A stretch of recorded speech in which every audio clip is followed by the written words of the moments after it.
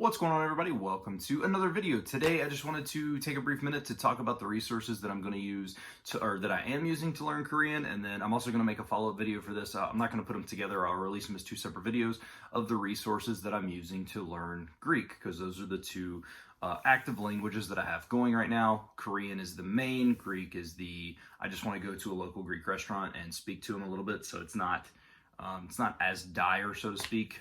Not that Korean's dire, but anyway, so as you know, or if you don't, if you're new to this stream, this last week I did I did 6 days of streaming. I streamed Sunday through Saturday, or Sunday through Friday.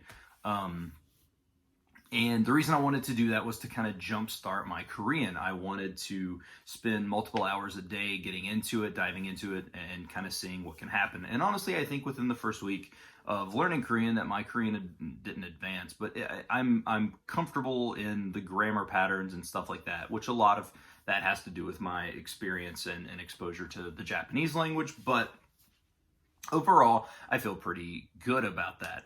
I do plan on continuing to stream a couple nights a week, but it is going to be for Greek and Korean. It just depends on the night, kind of what I've got going on. If I've kind of slacked on my Greek a little bit, it'll be a Greek stream to get back into it. And if I feel I need to spend a little bit more time on my Korean, it'll be Korean. So it kind of just depends there. It'll be in the title. So if you're subscribed to my channel and you hit that bell and it pops up on your phone or whatever, you'll see in the title whether it's Korean or Greek, so whatever is interested in you, or whatever you are interested in.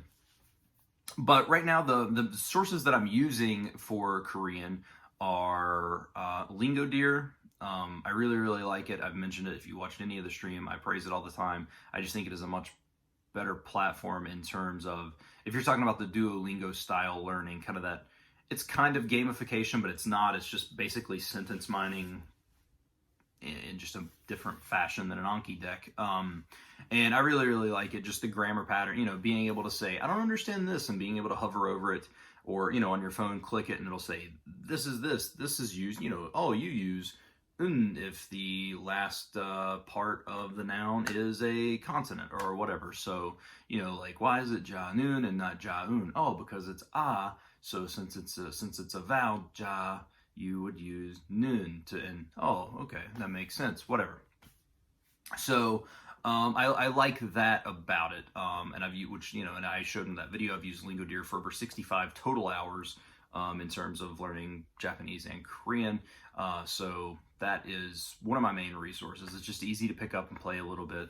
I really like the kind of the LingoDeer system in terms of, as you make it through, they have the test out options, but those test out options don't go away. So you can kind of rehash a whole unit, so to speak, which is when I start my lesson, when I started my stream, or not started my stream, about when I was ending my stream yesterday, I still wanted to do a little bit of LingoDeer, and I did test out for Unit 1 and test out for Unit 2, just to kind of make sure that I was still fresh on all those details and stuff. And I really like that. That's a great way to review, which they have a whole review system as well, but that's just kind of my opinion on that. Other resources I'm using is, I am going to still, I complain about it all the time, but I am still going to occasionally jump into Duolingo, because I find that they do introduce a lot more. They have weird sentences and wonky sentences, but they also, it's also for the sake of getting grammar patterns down, and they do introduce stuff a little bit faster than LingoDeer, because I'm 2 lessons in right now on LingoDeer, and really about the only verbs that I have from a LingoDeer standpoint are, kind of training me how to use isupnida and and obsupnida, and then like the other 2b. So like I have the one for like exists, or it is in this place, or I have, like that kind of existence verb, and then janu and jan, or janu miguk ibnida. So yeah, the ibnida verb. So that's kind of the plan there, which I know that is going to be introduced in LingoDeer, but we'll get from there. But anyway, so Duolingo for just a little bit. Talk to Me in Korean is probably my second, or maybe first, kind of be up there with LingoDeer in terms of that. And I do have a premium membership to Talk to Me in Korean, so it's not just a podcast. Like, I've got the videos right now. I'm getting ready to start going through the vocabulary. They have like the essential vocabulary you must learn series, And then of course they have like native conversations that you can listen to, and I like all that stuff. So those are going to be the 3 main resources.